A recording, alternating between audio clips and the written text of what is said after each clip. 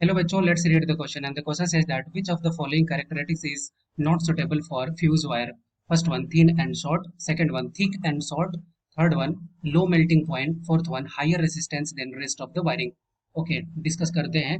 तो हमसे पूछ रहा है कि फ्यूज वायर में कौन सा इसमें से प्रॉपर्टीज नहीं होना चाहिए। तो इसके लिए की कॉन्सेप्ट क्या हो जाएगा क्वेश्चन का? की कॉन्सेप्ट, इस क्वेश्चन का की कॉन्सेप्ट क्या हो जाएगा? इस क्वेश्चन का की कॉन्सेप्ट हो जाएगा इलेक्ट्रिक फ्यूज, या फिर किसके बारे में हमें जानना है? फ्यूज के बारे में। ठीक है, तो इलेक्ट्रिक फ्यूज के लिए थोड़ा सा कंसेप्ट समझ लेते हैं कि फ्यूज क्या होता है। कि जैसे मान लो कि कोई एक सर्किट है, ठीक है, उस सर्किट में अगर मिनिमम अमाउंट करंट का हमें पता हो, ठीक है, कि कोई अगर सर्किट है उसमें अगर मान लो कि 4 एम्पियर का करंट ज्यादा से ज्यादा जा सकता है, ठीक है, मिनिमम नहीं, मैक्सिमम, ठीक है, ये मैक्सिमम 4 एम्पियर का करंट जाना चाहिए, ठीक है, या फिर ये सुटेबल कंडीशन है कितना? 4 एम्पियर का। तो यहाँ पे एक फ्यूज लगाते हैं जिसके फ्यूज का वैल्यू कितना होता है?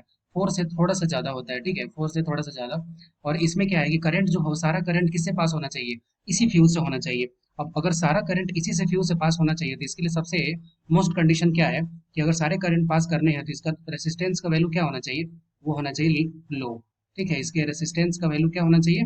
लो। इसका मतलब कि हमें फ्यूज में मेन कैरेक्टरिस्टिक्स क्या होना चाहिए कि रेसिस्टेंस उसका क्या होना चाहिए? लो। अब हमें पता है कि रेसिस्टेंस का वैल्यू क्या होता है? रेसिस्टेंस का value R is equal to क्या होता है? रो इंटू एल बाई ए।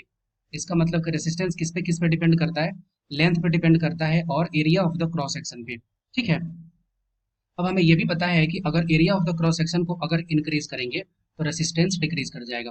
ठीक है, रेसिस्टेंस डिक्रीज कर जाएगा।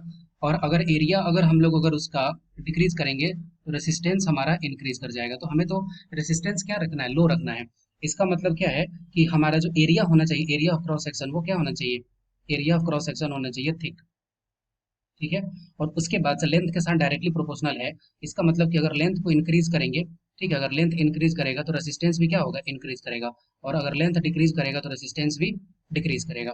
तो हमें क्या, हमें तो लोअर वैल्यू चाहिए, तो लोअर के लिए क्या, लेंथ छोटा होना चाहिए। और छोटा होना चाहिए इसका मतलब क्या है? ये होना चाहिए शॉर्ट। ठीक है, शॉर्ट होना चाहिए। इसका मतलब ये दोनों प्रॉपर्टीज अगर जिस में रेसिस्टेंस में रहता है वही उसको यूज करते हैं फ्यूज के लिए। और फ्यूज का मेन प्रॉपर्टीज क्या हो गया कि वो होना चाहिए थिक और होना चाहिए शॉर्ट। कौन सा ऑप्शन सही हो गया? Option B. I hope you will be understood it well. Best of luck, thank you.